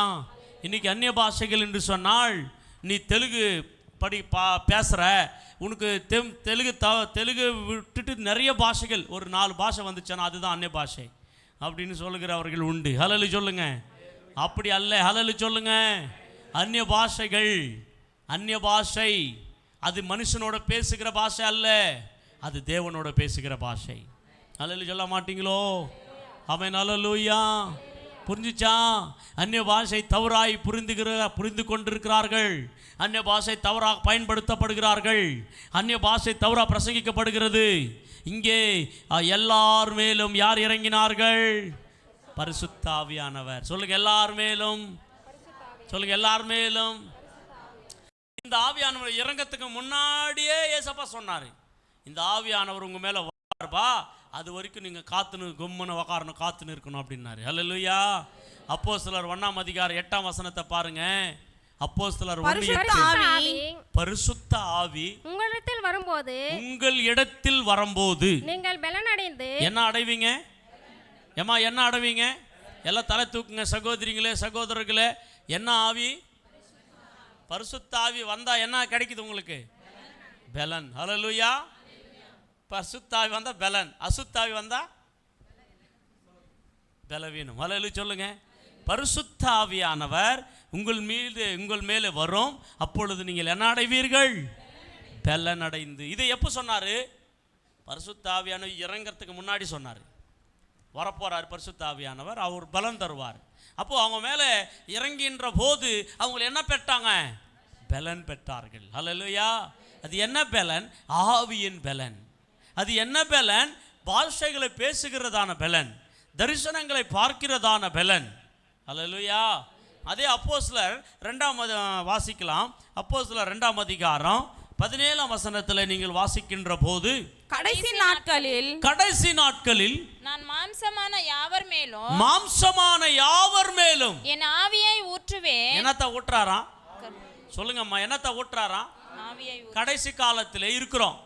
எல்லார் மேலே என் ஆவியை நான் ஊற்றுறேன். அப்பொழுது உங்கள் குமாரரும் உங்கள் குமாரர்களும் உங்கள் குமார்த்திகளும் தீர்க்க தரிசனம் சொல்லுவார்கள். உங்கள் வாலிபர் தரிசனங்களை அடைவார்கள். உங்கள் மூப்பர் சொப்பனங்களை காண்பார்கள். என்னுடைய ஊழியக்காரர் மேலும் என்னுடைய ஊழியக்காரர்கள் மேலும் அந்நாட்களில் என் ஆவியை ஊற்றுவேன். அப்பொழுது அவர்கள் தீர்க்க தரிசனம் சொல்வார்கள். கரங்களை தட்டி கர்த்தருக்கு நன்றி சொல்லுவோம். ஹல்லேலூயா, ஹல்லேலூயா. ஆவியானவர் எல்லார் மேலே ஊற்றப்படும். ஆமென்.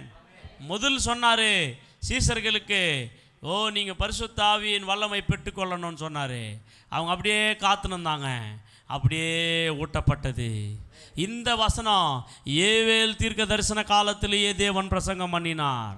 இப்படி கடைசி காலத்தில் என் ஆவியை ஊட்டுவேன். இப்போ உங்களுக்கு தெரியுமா, எப்போ சபை ஆரம்பிக்கப்பட்டதோ அன்றைக்கே கடைசி காலம் ஆரம்பிக்கப்பட்டது. கடைசி காலத்தின் துல்லிய நேரத்தில் இருக்கிறோம். கடைசி காலத்தின் துல்லிய மணி நேரத்தில் நாம் இருக்கிறோம் இப்பொழுது. பிரியமானவர்களே, இன்றைக்கி நிறைய பேர் சபை மேலே போயிட்டு மாதிரியும் பரிசுத்த ஆவியானவர் கூடவே போயிட்ட மாதிரியும் பிரசங்கம் பண்ணி உக்காந்துக்கிறான் இன்றைக்கி. ஹல்லேலூயா சொல்லுங்கள். பரிசுத்த ஆவியானவர் கொடுக்கப்பட்ட ஒரே ஒரு நோக்கம், சபையை பரலோகத்திற்கு ஆயத்தப்படுத்தும்படி. அப்போ சபை பரலோகத்துக்கு ஆயத்தமாகணும்னா இங்கே ஒருத்தன் வச்சிருக்கிறான், இங்கே ஒருத்தன் தடையாக இருக்கிறான். அவன் சபைக்கு ஆப்போசிட்டு, அவன் ஜனங்களுக்கு ஆப்போசிட். யார் அவன்? பிசாசு. அவனை ஜெயிக்கணும்னா என்ன வேணும்? இப்போ நமக்கு பரிசுத்த ஆவியானவருடைய வல்லமை. கைப்பிடித்து சொல்லுங்கள், என்ன வேணும்? பரிசுத்த ஆவியானுடைய வல்லமை. ஹல்லேலூயா சொல்லுங்க. நான் முடிக்க போகிறேன். பரிசுத்த ஆவியானுடைய வல்லமை. எல்லாம் கைப்பிடிச்சு சொல்லுங்கள், என்ன வல்லமை? இந்த செய்தி முடியல. இது எப்படி, how to receive holy spirit, அதை பார்க்கலாம். ஹவு டு எப்படி பெற்றுக்க முடியும் அந்த பரிசுத்த ஆவியானவரை? என்ன தான் பண்ணணும்? பரிசுத்த ஆவியானவர் நமக்குள்ளே வாசம் பண்ணணும்னா, பரிசுத்த ஆவியானவர் உனக்குள்ளே இருக்கிறது எப்படி தெரியுது உனக்கு? அதெல்லாம் நம்ம பார்க்கலாம். நெக்ஸ்ட் சண்டே, நம்ம கம்மிங் சண்டே ஆண்டவருடைய சமூகத்தில் நம்ம எல்லாம் பார்க்கலாம். இருக்கிற நேரத்தில் எழுந்து நிற்கலாம். ஏன்னா திருவிருந்து ஆராதனை இருக்குது, காணிக்கை இருக்குது இல்லையா? அதனால் ஆமாம், பாஸ்டர் கரெக்டாக வந்துட்டார். ஹல்லேலூயா சொல்லுங்கள். கர்த்தருக்கு ஸ்தோத்திரம். ஹல்லேலூயா. ஆமென். கர்த்தருக்கு ஸ்தோத்திரம். எல்லாரும் ஏந்து நிற்கலாம். ப்ளீஸ், எல்லாரும் ஏந்து நிற்கலாம். ஆண்டவரை நோக்கி பார்க்கலாம். எத்தனை பேருக்கு இந்த செய்திகள் பிரயோஜனமாக இருக்குது? கைகளை உயர்த்தி ஆமென் சொல்லுங்களாம் பார்க்கலாம். எனக்கு பிரயோஜனமாக இருக்குது இந்த வார்த்தைகள். இப்படிப்பட்ட வார்த்தைகள் நீங்கள் கேட்டிருக்க மாட்டீங்க. ஹல்லேலூயா சொல்லுங்கள். எல்லாம் கன்ஃபியூஸ் ஆகிருக்கும். ஆமாம், கன்ஃபியூஸாக இருக்கும். அங்கே ஒரு வசனம், இங்கே ஒரு வசனம் எடுத்து பிரசங்கம் பண்ணிட்டு போயிட்டே இருப்பாங்க. ஆமாம், அதை வரிசைப்படுத்தணும், அதை ஆர்டர் படுத்தணும். ஹல்லேலூயா சொல்லுங்கள். பிரியமானவர்களே, நம்ம எல்லாரும் எழுந்து நின்று ஒரு நிமிஷம் கண்களை மூடி, ப்ளீஸ் க்ளோஸ் யுவர் ஐஸ். எல்லா கண்களை மூடி ஏசப்பாவை நோக்கி பார்த்துட்டு அந்த ஆவியானவர் எனக்கு வேணும்னு சொல்லுங்களாம். நான் ஜெயிக்கணும், உலகத்தை ஜெயிக்கணும், நான் பிசாசை ஜெயிக்கணும், நான் அசுத்தங்களை ஜெயிக்கணும், ஆண்டவருக்கு இஷ்டம் இல்லாத காரியங்களை நான் ஜெயிக்கணும். Yes daddy, yes daddy. ஓ ரீமா காபா ராபா. எல்லா கண்களை மூடிங்க, எல்லா கண்களை மூடி ஒப்பு கொடுங்க, எல்லா கண்களை மூடி உங்களை அர்ப்பணித்து ஒப்பு கொடுங்க. அந்த வல்லமை ஆவியானவர் எனக்குள்ளே வேணும்னு சொல்லுங்கள். ஓ நான் பலனாக இருக்கணும்னு சொல்லுங்கள், நான் தைரியமாக இருக்கணும்னு சொல்லுங்கள், நான் கலங்கக்கூடாதுன்னு சொல்லுங்கள், நான் ஆரோக்கியமாக இருக்குன்னு சொல்லுங்கள். அப்பா நான் எல்லா காரியங்களையும் நான் ஜெயிக்கணும். அன்னைக்கு செருபாபேலை பார்த்து ஆண்டவர் சொன்னார், செருபாபேலே ஓ பலத்தினாலும் அல்ல பராக்கிரத்தினாலும் அல்லப்பா ஆவினாலாகும் என்று கர்த்தர் சொன்னார். கர்த்தரை ஆவியானவர், கர்த்தருடைய ஆவி எங்கே உண்டோ அங்கே தான் விடுதலை உண்டு.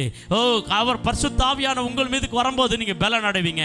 பலனை கொடுக்குற ஆவியானவர், ஓ சாட்சியாய் வாழ வைக்கிற ஆவியானவர், ஓ ஸ்ட்ரென்த்னஸாக பண்ணுற ஆவியானவர், அவர் தான் வல்லமை ஆவியானவர், அவர் தான் வல்லமை ஆவியானவர், அவர் தான் வல்லமை ஆவியானவர். ஓ ரபா கபா பாபா சந்தர கதனமா. ஹல்லேலூயா ஹல்லேலூயா ஹல்லேலூயா ஹல்லேலூயா. ஆமென் ஆமென். வல்லமையின் ஆவியானவர் என்னில் வந்து விட்ட காரணத்தினா. கண்களை மூடி பாடுங்க அப்படியே. ஒரு சொல்லாலே விரட்டி விட்டே வல்லமையின் ஆவியானவர் என்னில் வந்து விட்ட காரணத்தினா. பொல்லாத சாத்தானே ஒரு சொல்லாலே விரட்டி விட்டே வல்லமையின் ஆவியானவர். கைதட்டி சந்தோஷமா பாடுங்க. எனக்குள்ளே வந்துட்டாருங்க விசுவாசத்தோடு கைதட்டி நல்ல விடுதலையோட விரட்டி விட்டே பவராவி எனக்குள்ளே அந்த பயாவி அணுகுவதில்லை. பவராவி எனக்குள்ளே அந்த பயாவி அணுகுவதில்லை. அன்பினாவி எனக்குள்ளே நான் நகட்டு விட்டேன் கசப்புகளை. அன்பினாவி எனக்குள்ளே நான் நகட்டு விட்டேன் கசப்புகளை. வல்லமையின் எல்லாம் பாடிடுங்க. வல்லமை ஆவியானவர் நம்மளை வழி நடத்தட்டும். ஓ க்ளோரி க்ளோரி. விரட்டி விட்டு வல்லமை ஆவியானவர் பாடுகிற போது உங்களை நிரப்புகிறார்.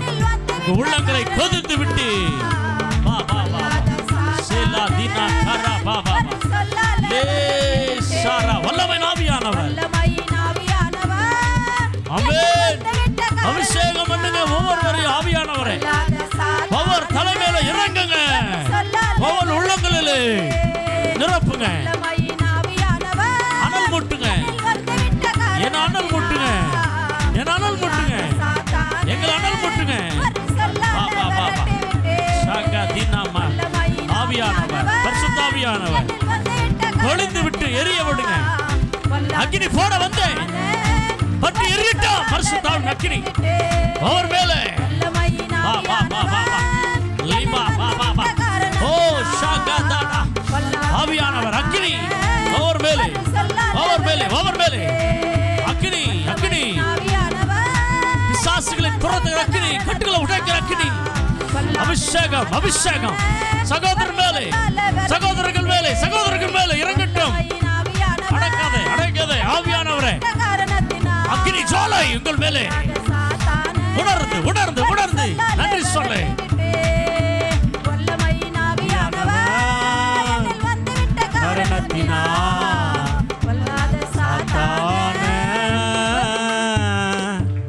ஒரு சொல்லாலே விரட்டி விட்டே.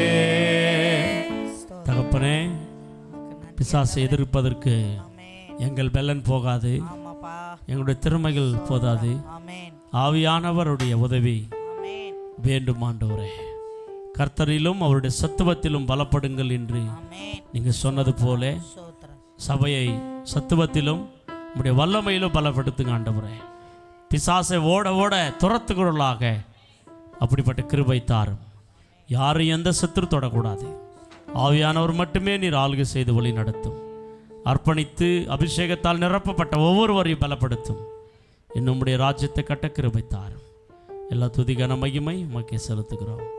இயேசு என்ற நாமத்தில் ஜெபிக்கிறோம் ஜீவனுள்ள நல்ல பிதாவே. இந்த நேரத்தில்